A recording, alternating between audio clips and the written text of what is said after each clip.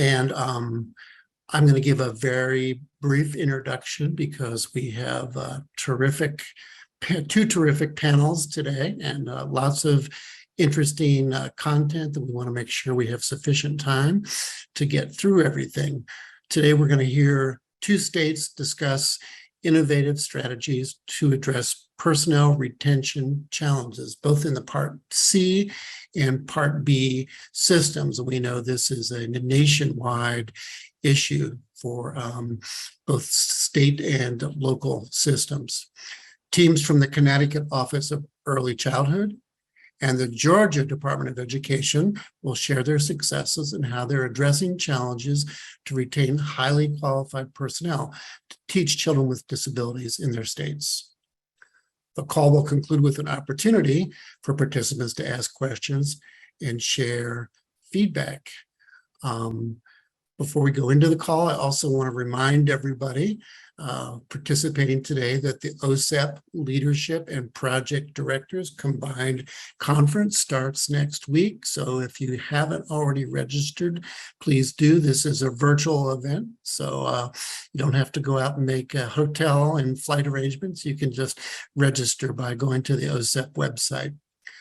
So without further ado, then I'm going to turn the call over to Sunyoung An, the project officer. Sunyoung. Good afternoon, everyone. This is Sunyoung. I hope that everyone is staying safe and well.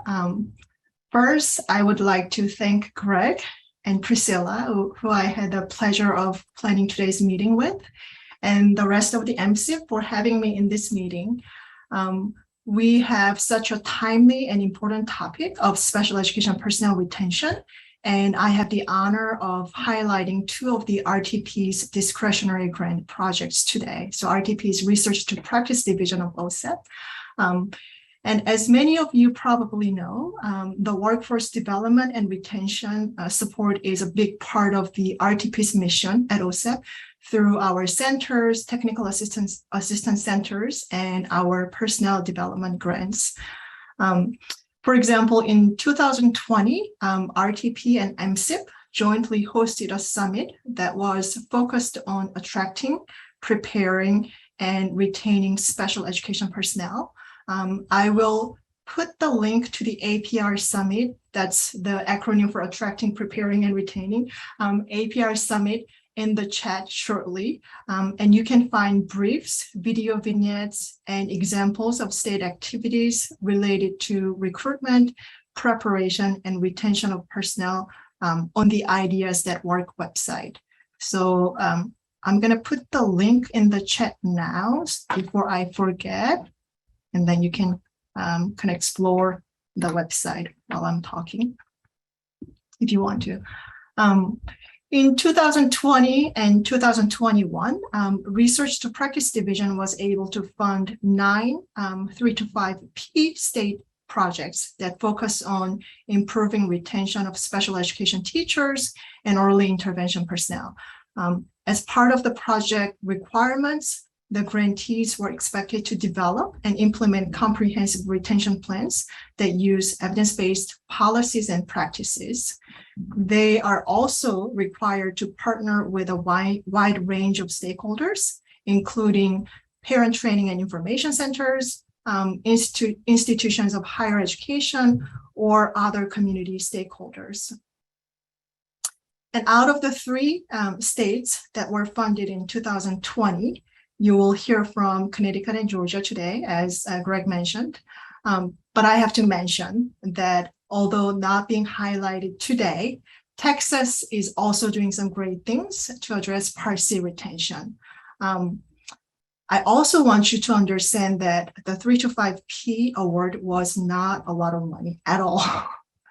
But I am really very proud of these states because they applied for the grant during the height of the pandemic in 2020 summer. And they used the money really wisely to support their bigger retention efforts in the states.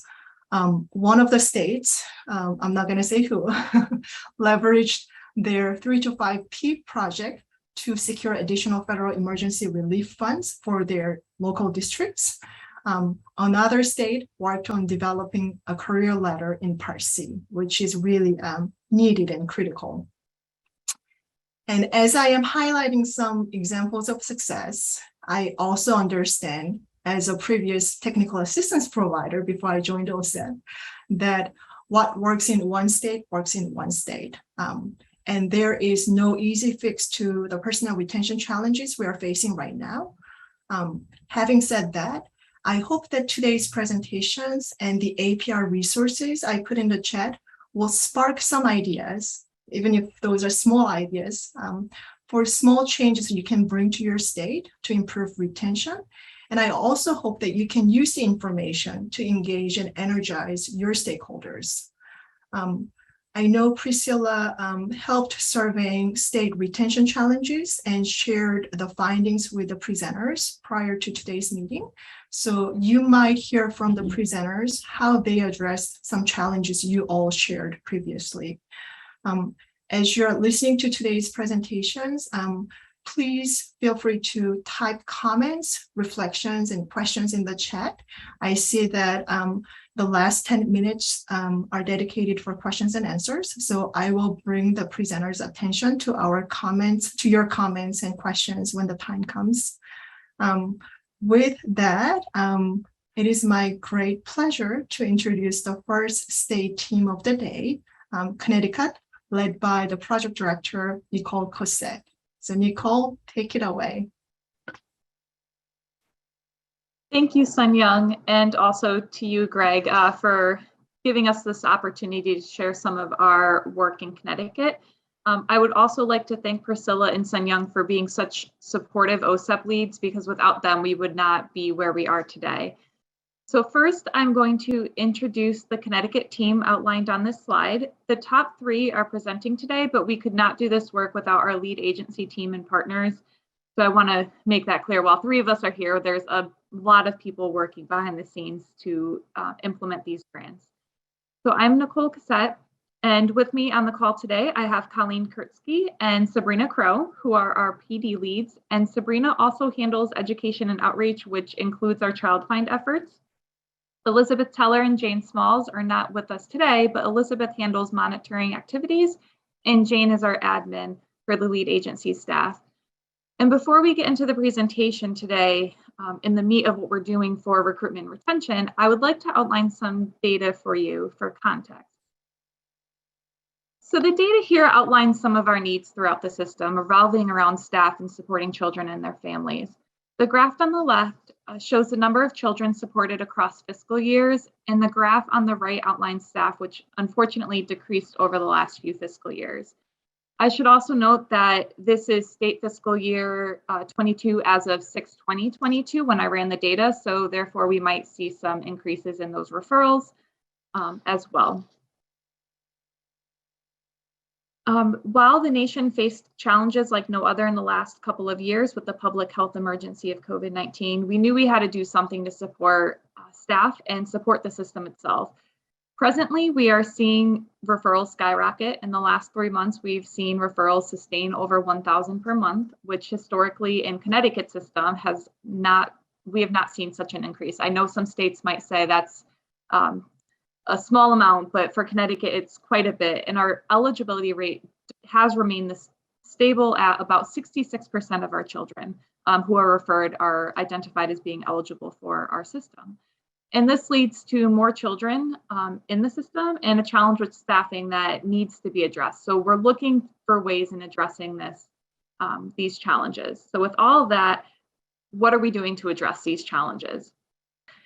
First, we've applied and were awarded 2 discretionary grants.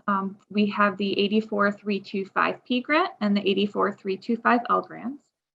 With the 84325L grant, Mary Beth Bruder and her team have been monumental in affording us the opportunity to have the skills to apply for these grants and administer them. We are working closely with our partners there with the L grant and the administration of it. And it also allowed us the opportunity to apply for the 84325P grant because we learned how to apply and we learned some of the key resources that we would need to, as a lead agency, seek out some further grants. And this was an important part of the TA that we received from the National Leadership Academy through ECPC. Another strong relationship we have, which made this possible, was our relationship we have with our partners within the OEC, the Office of Early Childhood here in Connecticut. We utilized our partners with fiscal to find state matches, and this was one big hurdle that we faced. Because where can a state match come from when everyone is competing for the same state dollars? So really, we were working closely with them to identify where we could find the match and apply for these grants. And this is when we really met with our fiscal department and brainstormed how we can identify funds and utilize this and work together so we can implement the awarded grants. Through the 84325P grant, we are updating our data system. So this is where I'll start, and we'll talk about some more recruitment and retention in just a moment. But we know that currently in our data system, we don't have all of the data we need to gauge the field in EI in terms of recruitment and retention. So we're updating our workforce screen, which you'll see one portion of that newly updated workforce screen as a result of these grants here. There are many fields within it, but this is allowing us to collect data such as start and exit dates, which is currently in the system, but we also have employment status, hours per week, and we're updating it in terms of if staff leave EI, we're going to begin tracking if they're leaving EI in general or transferring to another program in the system. And further, if the staff member leaves, we're interested in collecting reasons why, such as if they're moving jobs to pay rates or a move into a consistent work schedule or another reason we may not think of. We will also collect this information such as language, spoken, discipline, education, and tracking staff that have attended trainings part of the lead agency's professional development system. But that is not all. That is just one piece to the puzzle that we're implementing as part of these funding streams. So if you could go to the next slide, I will outline. With these two grants, we have to figure out a way to integrate them in order to maximize the supports to children and their families. So this includes, beyond what is bulleted on this slide, the relationships and building between agencies, and this could be useful in transition planning, a new data system to better track training and child and family outcomes, recruitment and retention efforts, and the tracking that goes along with that.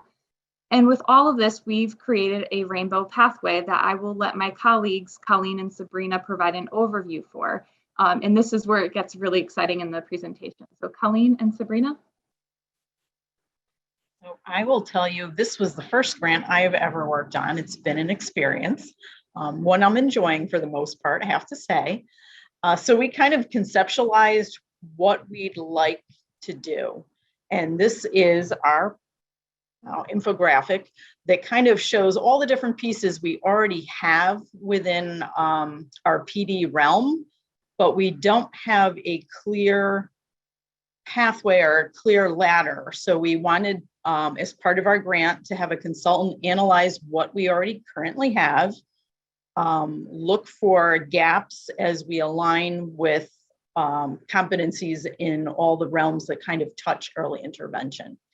We also didn't want there to only be one pathway. We want people to be able to pick and choose the elements that kind of fill their cup as they're advancing their skills.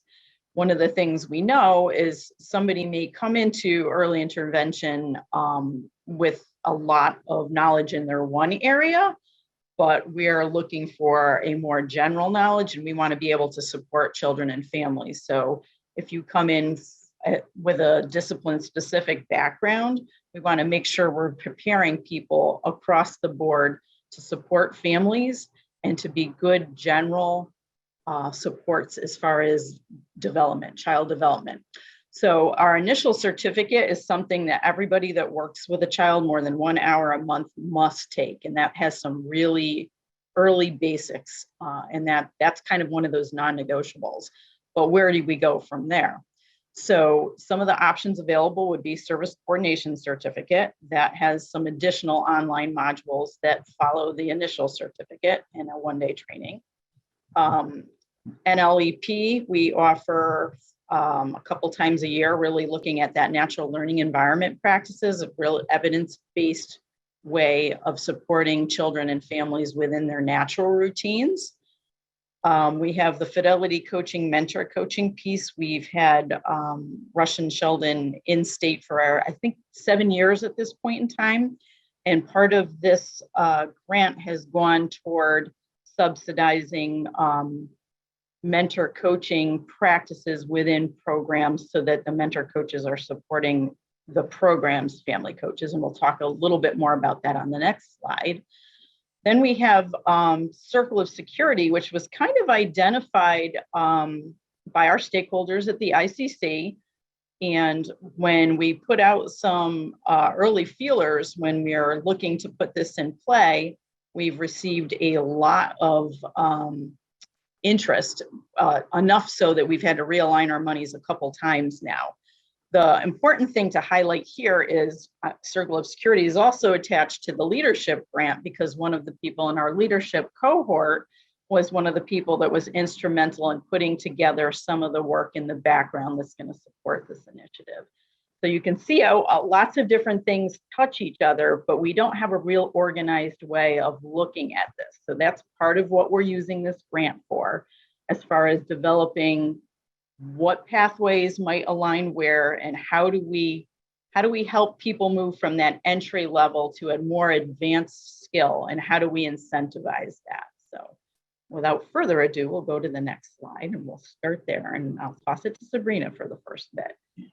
Thank you.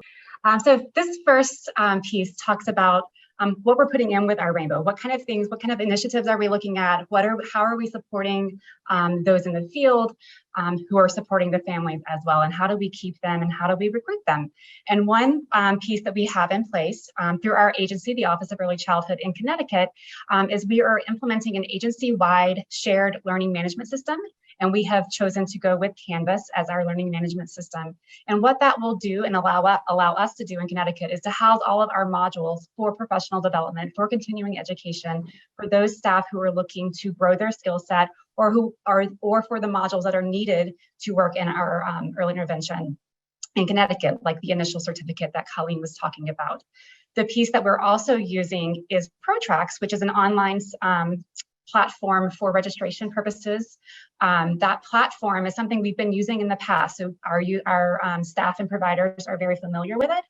But what the new piece will be is that we are looking to have ProTracks linked directly to Canvas for access to those modules and the learning opportunities. So our users would sign in, register for a course, they would seamlessly be transported into Canvas, complete that module or a series of modules if they're there for that initial certificate. They would go through all of those that are required for that certificate. And then upon completion, go back to ProTracks, and that certificate of completion would be logged there. And then, as Nicole mentioned earlier, eventually, once our new data system is up and running, that workforce screen would also be a place for that information to live, of the trainings they have completed, for a tracking purpose, for us to know where our staff are, what they're looking for, what may be needed, what gaps can we see that we could look for a new initiative as well. The benefit of using ProTracks is that, as I said, we've already been using it. So the historical data there from staff is there. And then the new information from Canvas would just be added onto it. So we're not losing anything. It'll be a nice place for our providers in the field to have a history of everything they have completed with us. So that's one piece. And if you go to the next bubble, back to Colleen. So we have some of our trainings that required some upgrades because they were no longer supported with IT challenges. The field moves on, and these were somewhat antiquated and they were no longer supported.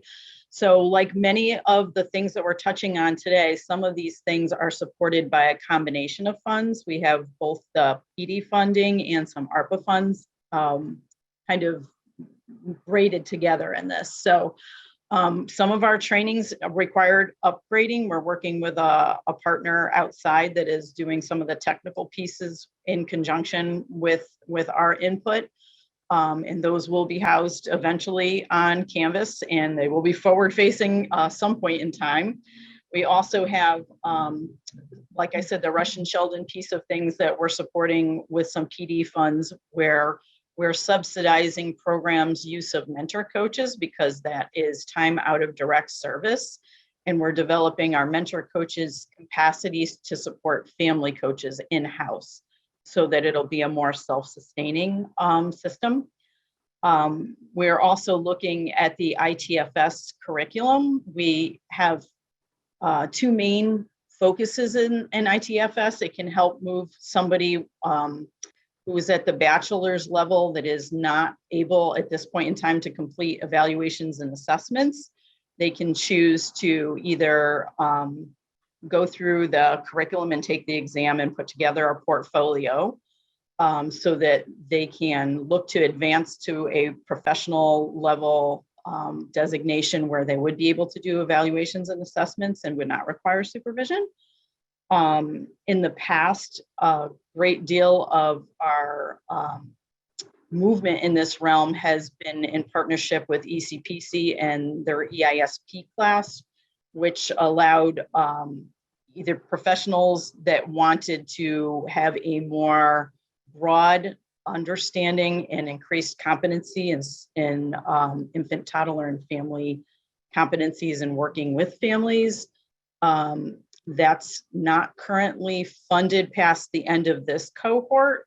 So we are looking at ways to possibly revamp our curriculum and see if there's a possible partnership there, continue that great work. If you can go on to the next bubble, that would be great. Thank you. And as Colleen shared earlier, we did have some input from the ICC and stakeholders in determining some of those trainings that were needed. Our ICC subcommittee, System Support and Professional Development, sent out a survey to all program directors to assess and prioritize the topics needed for development for new modules that they felt their staff would benefit from, or pieces they felt they spent a lot of time to help trying to find resources for their staff. So at the lead agency, at the Office of Early Childhood, we looked at that survey and prioritized those topics for that new module development that Colleen was talking about that will be housed on Canvas eventually, soon, I hope, for our providers to be able to go through. And one of the other pieces from the ICC support is that, as Colleen also mentioned earlier, a Part C participant in the leadership grant came to the ICC meeting to share her project. And her project was around that circle of security parenting and the impact it can have on our providers as they support families in the field. And it was very well received. And the interest, as Colleen said, was overwhelming in that we have launched that initiative going forward of how to support staff who are pursuing that circle of security parenting, either through the 8-week training to support families or going on to be a facilitator of groups. And how to look at an initiative or funding that time for staff time that is for them to take part in those trainings and initiatives. And that came from ARPA funding. But again, it started from that leadership grant and someone's project of this is a really great idea that could really give some system change. How can we do that? And what benefit will that have for our providers for a retention piece and how they're building their skills, as well as looking at that ladder from the rainbow that we had earlier. To the next bubble, please. So now we'll switch gears a little bit to we're talking about retention. How do we get the recruitment? We have a huge challenge in the state of Connecticut, I'm sure nationally. And a lot of the feedback we're getting from our program directors are, it's hard to take students, it's costly in some regards, and it's a huge burden on their staff that's already kind of stretched thin. And there were some reports of people that are like, yeah, I usually take this many students, but this year we had to cut back because I usually subsidize my staff when they do it.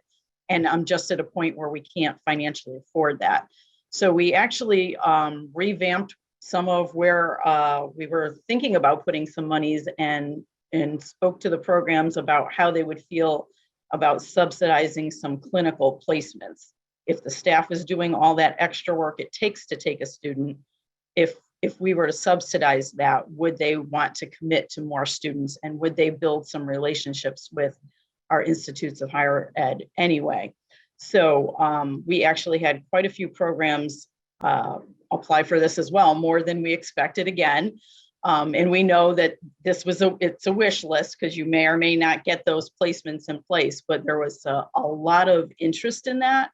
and it's sparked a lot of discussion. So this is early on. We haven't even put the applications out yet, but we're hoping to support the next 3 terms of placements. So next bubble, please. And another place that we're looking for recruitment is around salaries and staff their pay rate, right? So how can we look at that? We are just recently we're moving forward with a rate study. It's in the very, very early stages of that rate study of what that will look like. But our hope is that if this rate study indicates a rate increase, that we would be able to help.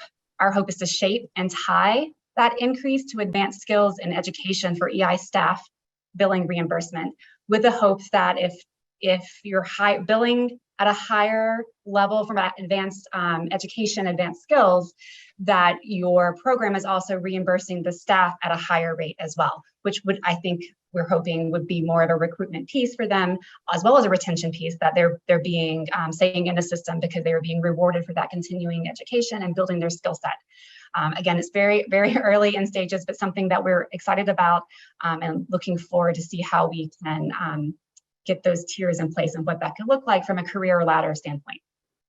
Next bubble, please.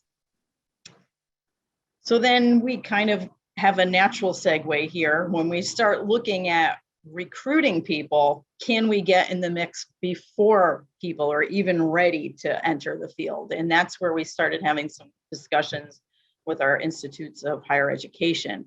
For instance, we're in discussion with UHeart, who has done a crosswalk between their curriculum and our ITFS curriculum, which, like I said, we are currently looking at adjusting, but they did some crosswalks to see where their curriculum already lined up, where the competencies overlapped.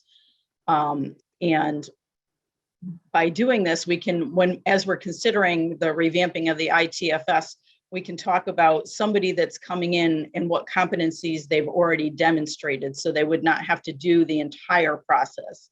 They would be in a position where they would just be, would have an individual plan that would just address the areas that hadn't been met already in their prep work. One of the other institutions we've recently spoke to was Southern Connecticut State University, who is implementing a Bachelor's of Science in their Speech and Language Path SLPA program. So they'll graduate with a Bachelor's of Science, which would allow them to work in our programs with supervision and not do evaluation and assessment. However, we had some discussion about where on the continuum could they fall. So they're just putting this in place, and we had a great discussion, and where we landed is they're actually going to incorporate our initial certificate into their curriculum for any student that is looking for a placement with infants and toddlers. They're also looking to do all the prep work for service coordination, short of the one-day in-person day, so that they would be better positioned. That would also encompass the observation that's required for service coordination. And then they'd like to do their 100-hour practicum in birth to 3. So they would be supervised in birth to 3, but they would be exposed to the whole family support, family-centered practices, natural learning environment practices, so that when they were done with their program, if they were to apply to enter the birth to 3 system, they could literally just do the one-day service coordination training, and they would have already been exposed to all the wonderful things that would have happened on their practicum. So not only are they better positioned, but it's a huge saving to our providers, who would typically be paying while somebody was doing all this training prior to them being in the field and billable. So we see this kind of as a win-win, and would love if this is kind of a pilot for where we go with some of our other institutes of higher ed in Connecticut. And I think our last bubble's up next. One more. Education outreach, that's me. So as Colleen also said, that we are continuing conversations. So we're reaching out to community colleges as well to see, to talk to their students, to let them know about early intervention, what it could be like for them in the field, what what paths could they choose following that community college degree to be eligible to work in our field. What paths do they have available? So getting that information out there, or what we can do with them, similar to what the higher education universities we're talking with. Are there things that could trickle down with community colleges as well? I think a lot of this is all about partnerships. We're partnering with a lot of different colleges and universities, but also within the state as well, between DSS and OPM and our Office of Early Childhood, trying to really bring us all together of how we can infuse our field with highly qualified staff, which then trickles down to our families, which is why we're all here. So this is in a circle here, but really they're all kind of interconnected, and we're working on them in the same time. It's not linear by any stretch of the means, but just something that we have going here in the state of Connecticut. Thank you so much. This is Sanyang. The presentation was fantastic, so informative, and I'm sure everybody saw that what systemic thinkers and leaders you all are. There is one question in Q&A. Nicole, Sabrina, and Colleen, I don't know if you can see the question and maybe type in the Q&A box for the question. And I am going to turn it over to Wina, the Georgia team. They are also great systems leaders and thinkers. So Wina, take it away. Thank you so much. We're glad to be here with you today. And I also would like to introduce the team with me. So we have Ann Cross, and she is our program manager leading instruction, as well as systemic improvement and a whole lot of other things. Melissa Driver is Dr. Melissa Driver from Kennesaw State University. Melissa has been a part of our CEDAR work for a long time and has just been a great partner to us. But she is representing the piece of our work in induction for our teachers with mixed reality simulation, so an avatar lab. So if you've never thought about applying the work in that way, I think you'll like what you hear. Okay, so as Sanyang said earlier, in the middle of the pandemic, when we all had no idea we were going to be home for 2.5 years or so in a pandemic, my director at the time, which was Dr. Smith-Dixon, gave me a call and said, you know, there's a grant out there and I think we ought to apply. And yes, I thought that we should apply too. We do not take things lightly when we decide to enter into a project such as a grant. It needs to be intentional, done on purpose, and deliberate. And it's almost as if all the stars and the sun have to align, because we don't want to clutter our work and our progress that we're trying to make in the state by just adding on things because it's an opportunity. But what we did is we actually have Part B and Part C in this grant. The piece that we are talking about today is only the Part B side of the grant. But we believe in intentional planning, strategic implementation, leveraging partnerships, and seamless connection of work so that we can be stronger all together. So that is the only way that this came together, is through the partnership work. So of course, I've told this story before, that when Zell called me, I had just come back from medical leave and had part of my kidney removed. So I was just barely kind of surviving on my own, especially during the middle of the pandemic. And I immediately began to think, how am I going to pull this off? How am I going to get this done in 5 or 6 weeks that we had to turn this around? But I settled myself back down and said, I turned to our partners. We have not done this work alone to this point, and we're not going to do that now. So I reached out to all the strong partnerships that we had built as a CEDAR state since 2014. And of course, you can see for us, it's members from the Georgia Department of Education, Professional Standards Commission, who are our certification. They are separate from our education department. Of course, the University System of Georgia and Georgia State's a part of that, Columbus State, Kennesaw State. And then we've added in a number of universities since that time with University of North Georgia, University of West Georgia, Georgia Gwinnett College, Clark Atlanta, University of Georgia, and Georgia Southern University, as well as Mercer University.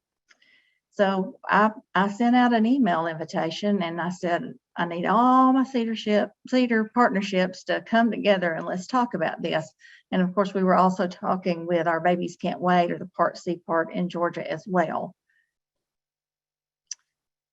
We've begun to build awareness with HLPs in 2018. We just received one of the new state personnel development grants for work with MTSS. That was in the 2017-18 year. And of course, that year was an implementation year in hiring staff. I had an opportunity to be a part of that as well, to hire the staff for MTSS. As we began to put all these pieces together, the high leverage practices became key, of course, also to the MTSS work. Well, at the same time, Dr. Driver and one of her colleagues, Dr. Zimmer, were putting together a whole video series, Professional Learning, on Georgia HLPs. So we hosted a summit in the summer of 2018, and we also invited Dr. Tessie Bailey to come and to serve as our national consultant with MTSS work. Of course, Meg Hammond from Cedar helped us out with this, and we began to put all the pieces together. The graphic that you see on the right of the screen is just a part of the screenshot from a web page that we host through the Department of Education, but it's really the collective work of our higher ed partners, along with Cedar support and the Department of Education, to have a whole collection of resources on high leverage practices. So in addition to providing a summit for state leaders of about 300 people, we rolled out the pieces of the MTSS and of course high leverage practices embedded in that across the state in the year 2018-19. So we didn't even know we were preparing ourselves for this opportunity even as early as 2018-19. Of course, 2019, we purposefully continued the professional learning series with HLPs and purposeful practice of HLPs in mixed reality simulation was being used for pre-service teachers at Kennesaw State University and the University of West Georgia.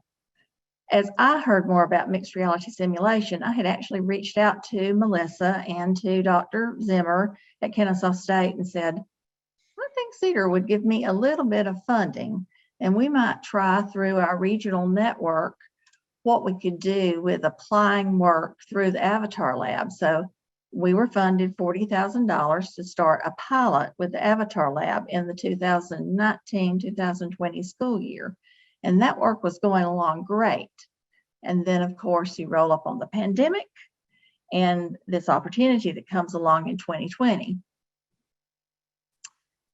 So we had a problem in Georgia. Our governor knew we had a problem in Georgia. This became a focus of not just the state school superintendent, not the local districts, but of the governor of Georgia. We were running about 3,400 vacancies each year across the state, and we weren't able to fill all those positions. We had teachers in classrooms and kids in the room too, and of course nobody was turned away, but we really stretched our teachers. And in some cases, I'm sure they probably exceeded what the caseload and class size should have been. As teachers were hired, we were losing about the same number of teachers that we were hiring, so the gap was never closing. And of course, our data also reflected that we had a lot of people in our workforce that were in the first 3 years of their teaching career, so they had limited experience, and there was a need for extensive training and mentoring and induction. So while 80% of the teachers were remaining, staying with us as far as retention rate, we still had a teacher shortage of 19%. So we all know that induction's a powerful predictor of whether teachers are retained in schools. We know that. And we also know that teachers that are retained cite in surveys that the reason that they felt confident to stay as a teacher is because of mentorship and induction. Now, in Georgia, every school district has to have some kind of an induction program, but now that is an overall induction program for the school district. What we felt was missing was a specialized training, skills, and support needed for special education teachers. Of course, they needed to be in the district induction, a program, whether it's a district induction program that's a week before pre-planning starts, or whether it's one that went throughout the whole year, they need to know all the beliefs, the mission, the vision, where you find this or that or the other, and the resources available, just like any other teacher. But if we're still missing something. So we decided that we would move forward with developing, we initially called it a model induction program. And through our 18 centers that cover the state regionally that we fund, that we could get this induction program out across the entire state. We didn't go with any pilot.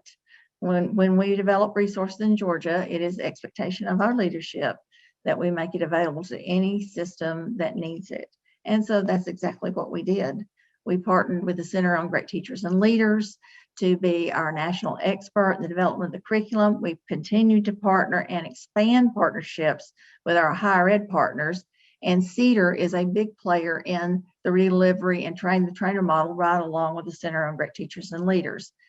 When we got the actual grant portion to write it together, honestly, the first meeting, we said, I'll do this, this, this, and this. And everybody did. When we met back a week later, all those pieces had come in. And of course, it was a challenge to have one single voice like you want to have with grant writing. But it was possible to do because we had done the work leading up to this point. And it was just right and intentional for us to take this work on at that time. So through that year of training and development, last summer, we had to train the trainer model. We trained all the personnel in our regional centers to move forward and be the induction model trainers. And they did a great job. Of course, some were reluctant at first, and they said, I already have my homegrown product that we do in our area.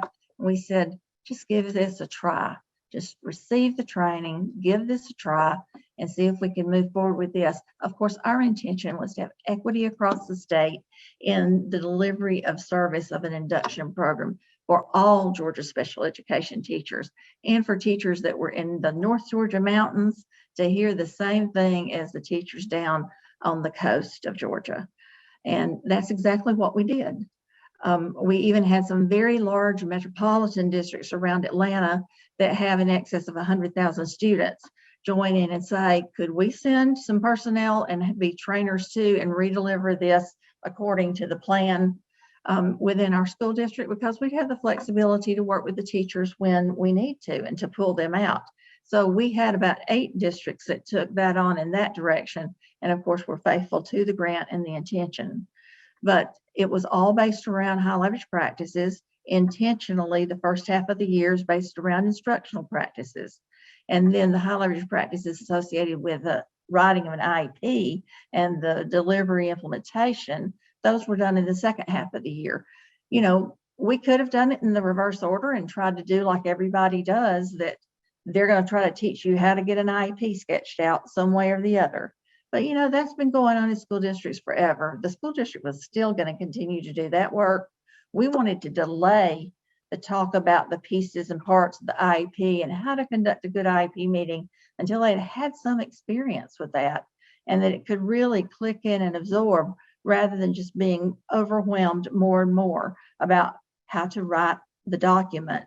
And that was not really the intention. We wanted to equip these teachers to move forward and be teachers first, and that the paperwork would come along later, and that it would really have some real meaning as they learned about those pieces.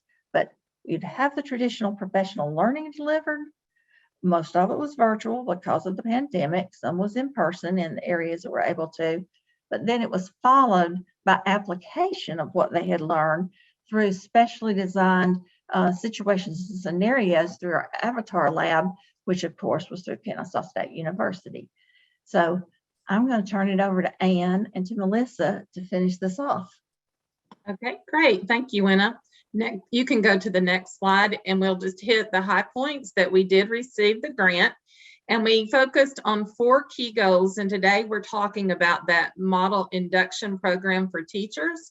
But we also have a very robust leadership development piece to it to help retain our special education directors, as well as our induction school-based leaders. And so we have a program called CELDA, which is an academy for special ed directors.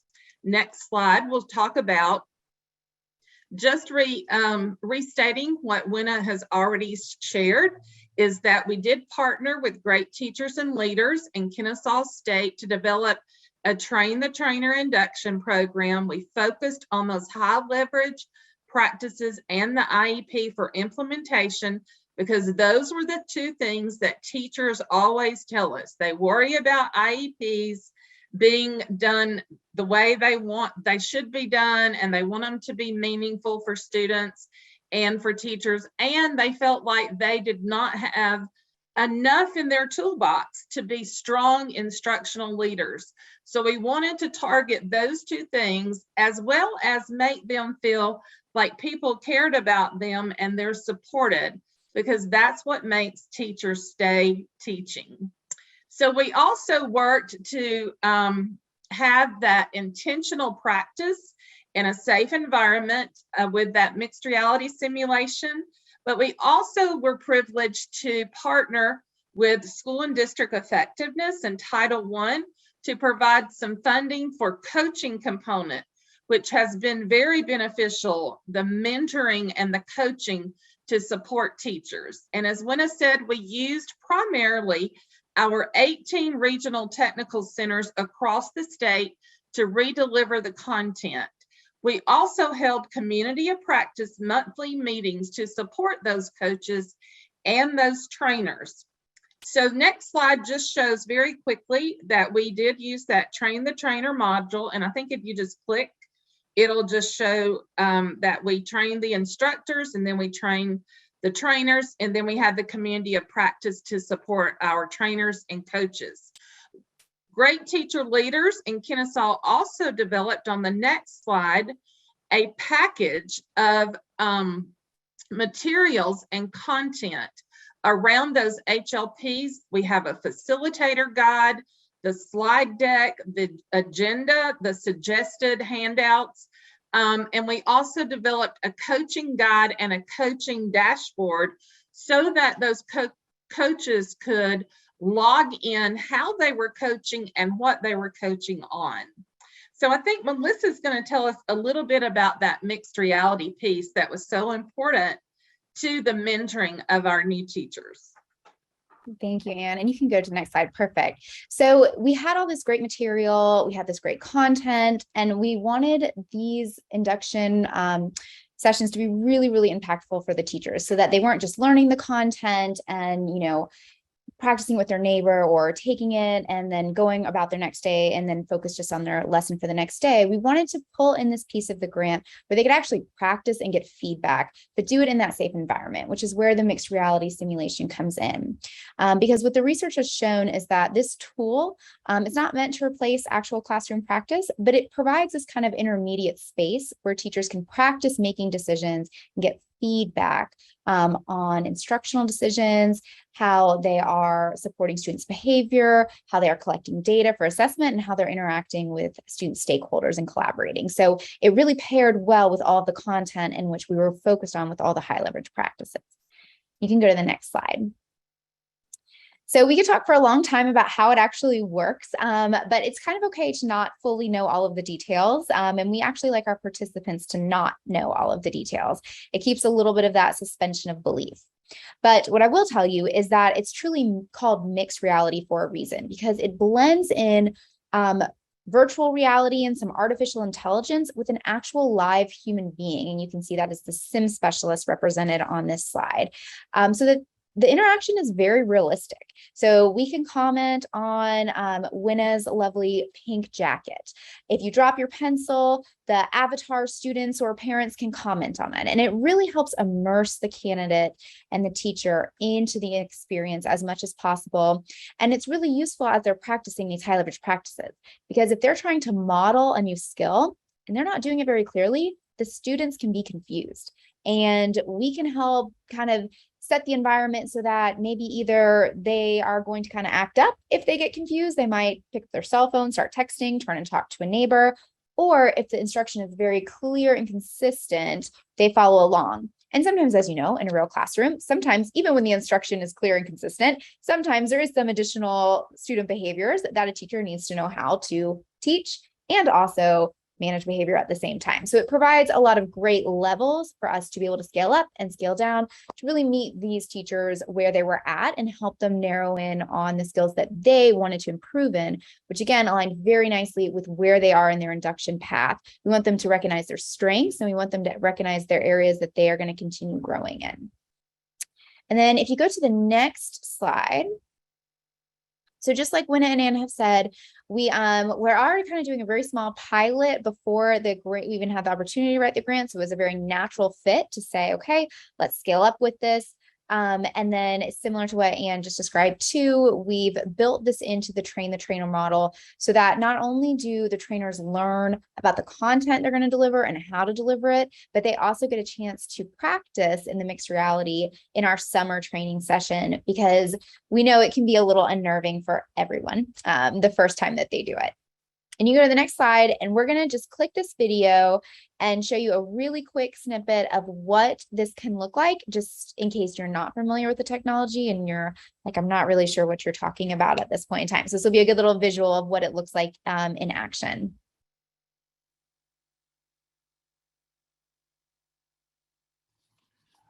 All right, Miss Cooley, can you hear me? And if you want to skip a few minutes in, that will be great to kind of show. So this is the adult avatar that we can use as a parent, as a co-teacher. And I want you to gather some details about the picture as a whole and some details about each individual item, okay? I'm going to give you a minute, a couple seconds to think to yourself, and then I will pair you up and you will share your ideals with a partner, okay? So go ahead. If you want to jot down some things that you see, some answers to my questions. Remember what the items have in common, how do they differ, just some details about the pictures that you see. Give you about a couple more seconds to think. And you can go ahead and pause that there because I know we're running low on time. But what's nice is the students, they'll respond. They can raise their hand, they can turn and talk to a partner. So while they cannot do everything that a real child can do, they do provide a nice platform for this purposeful practice, which is the whole goal.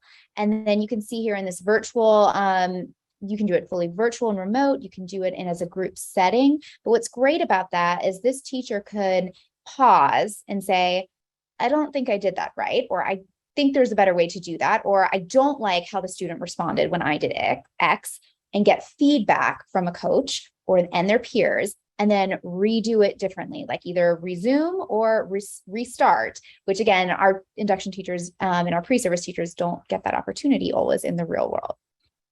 So you can go to the next slide, and I'm going to take it back to Ann to talk a little bit more about how that coaching piece that built off this mixed reality was so important then for that follow-up. And that coaching is very important. And you can go to the next slide because we're running short of time, but our coaching piece was one of the comments all the teachers that participated said is that the mentoring piece was so valuable to them, because then after they had time to process the content, process practicing, then that coaching piece just reinforced where they were doing well and where they needed to improve. So we did have 18 GLRS regions, 10 additional LEAs, districts joined us, a total of 94 districts and 473 participants. The next slide shows that most of the teachers were first-year teachers, and most of them were certified to teach special education. However, about half of them were on a provisional certificate. And the next slide shows that most participating teachers were elementary level. We did have a good many middle school, and we also had some high school teachers participate. And almost 2/3 of the participating teachers were in their first year of teaching special education. Now, some of the other teachers had several years behind them teaching, but it was their first year teaching special education. So the next slide shows our post-evaluation, which is very important to us, because after every training, we asked them, was the training useful? Was it of high quality? Was it relevant? Were they satisfied? But to me, the two most important ones were the last two questions we asked. And number one, did they gain new knowledge? And do they feel ready to teach it? Because we want our teachers to feel like they have the skills and the tools needed to be strong instructional leaders and to help our students succeed. So we had a 96 percentile satisfaction rate that they did feel ready to use those HLPs in their training moving forward. The next slide shows our coaching pieces. And so between September and March of 2022, we had almost 2,000 coaching contacts with over 369 individuals. 93% of the coaching was with special education teachers, and most of the coaching was around an hour, 30 minutes to an hour long. So the next slide shows some of the coaching. The coaches would enter into the coaching dashboard that was created, and they would tell like what was the topic of their coaching. And sometimes it was more than one topic, but you can see most of it was around HLPs, the MRS sessions, and the general support is just those general questions that all new teachers may be asking. So that's how it was rated. So we did have good feedback around our coaching, and we could target where most of the coaching was occurring and what teachers needed most. The next slide shows the percent of teachers who were in agreement that they want to return to teach. And again, that is an extremely great 90% to 89 to 90% satisfaction rate. And so we were real pleased with that. Kind of gonna be hard to beat it this year with cohort 2, but that just shows that training, that coaching, that avatar mixed reality simulation all work together. The next few slides show feedback that we got around impact from the program. And we're just gonna take a minute. You can just skip right through those. But our very last slide here shows a YouTube video that is around our teachers giving testimony about how powerful this induction program has been and how it helped them decide that they do want to keep teaching. And of course, that's what we want them to do. So please take time when you get the slides to watch the video.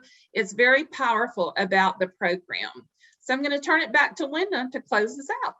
And I guess I would just like to mention that it was referenced to, but we of course needed coaching, and we got it, and we got the money from other places other than from special education.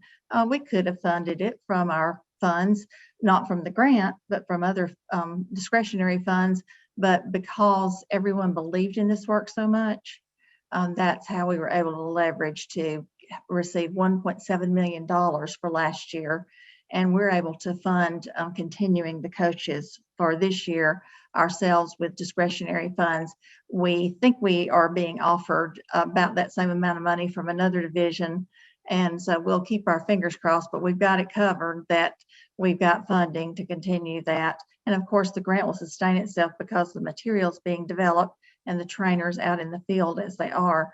So we're really pleased about that. We've got a lot more districts joining in. Georgia's a big state, 8th largest in the nation. And we probably will double the participants next year. It may feel like it's a drop in the ocean, but we've got to take it one at a time and make a difference. But we're real pleased. When we have more time, we'd love to tell you how we're supporting our leaders, our new leaders, and our building administrators to feel confident in supporting special education, because we know that's a huge piece about why teachers leave too, if they don't feel supported. So thank you for the opportunity. I know that you can tell that we are very excited about this and enthusiastic. And I want to thank Ann especially, because she's had to take over a lot of the role that I had when I had the opportunity to become state director in the middle of this. but Melissa has hung in there with us throughout thick and thin, and she's just a good friend and a terrific colleague. So if we can share any of our materials, they're yours. So just let us know. Thank you so much, Winna, and also Nicole and the rest of the Connecticut team too. I know we don't have time for questions and answers now, but I know Winna's team shared their contact information, and I know that Nicole's team is open to being contacted if you have any questions or if you need a thought partner as you're thinking about your state's retention efforts. I just want to thank each one of you, the presenters today. There was so many strategies, valuable strategies and information. And I wish everybody a good evening or a good rest of the day. Thank you so much.